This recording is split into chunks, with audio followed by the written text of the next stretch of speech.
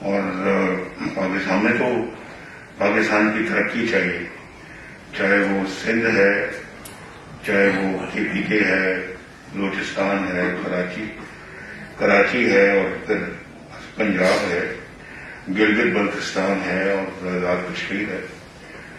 ہم تو بالکل ایک ہی نظر سے اللہ تعالیٰ کے فضل و کرم سے سب کو دیکھتے ہیں، اور کوئی ہماری پریفرنس نہیں ہے کہ یہاں اس سے زیادہ ہونا چاہیے یا وہاں اس سے زیادہ ہونا چاہیے۔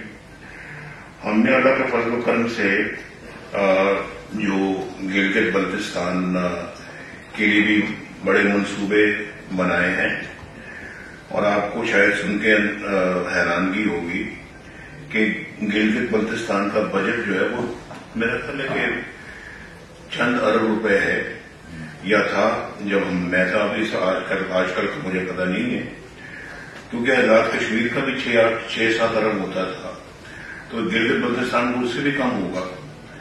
اب بتائیں 6-7-8 ارب میں کوئی اپنا کام ہو سکتا ہے، اور گلگت بلتستان کا اگر اس سے کم ہے تو وہ کیا کریں گے؟ ایک جو تھی وہاں پہ ٹنل، لواری ٹنل، اس کا ذکر ہم 1972 سے سن رہے تھے کہ یہ وہ ٹنل بنانی ہے وہاں پہ، تو کیونکہ بہت ایکسیڈنٹس ہوتے تھے، بہت اونچائی پہ تھی وہ سڑک، اس کو بائی پاس کرنا تھا، تو وہ پچھلے 50 سالوں سے ہی سڑک بن رہی تھی، ٹنل بن رہی تھی، لیکن کچھ بھی نہیں بن رہی تھی، اس کا کام نہ ہونے کے برابر تھا۔ تو ہم نے آ کے اس کو میرا خیال ہے کہ 40-50 ارب روپے دے کے اس ٹنل کو مکمل کیا۔ آج اللہ تعالیٰ کے فضل و کرم سے وہ ٹنل چل رہی ہے، اور لوگ اس سے فیضیاب ہو رہے ہیں، بڑے خوش ہو رہے ہیں لوگ وہاں پہ۔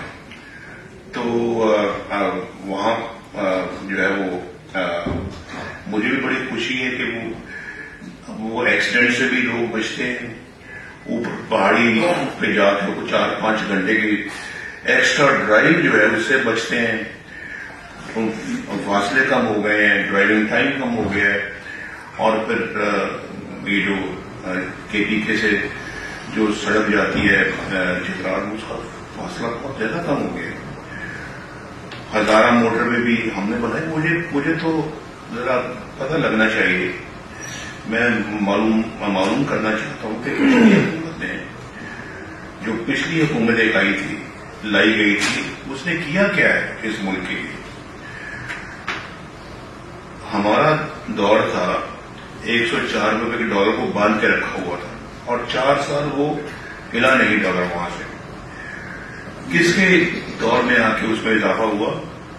اس دور پہ، پچھلی دور میں 10-10 روپے کلو سبزیاں بکتی تھیں، تو کس کے دور میں آ کے اضافہ ہوا؟ اس دور میں۔ ہم نے لوڈ شیڈنگ کا خاتمہ کیا تھا، کس نے بجلی کے بل بڑھائے؟ اس دور میں، اس حکومت نے۔ شہباز صاحب کے اوپر تو الزام ہی آتا ہے نا، انہوں نے ٹیک اوور کیا ایسے حالات میں جب ملک عملاً ڈیفالٹ کر چکا تھا، پاکستان کی معیشت کا بالکل بٹا بیٹھ گیا۔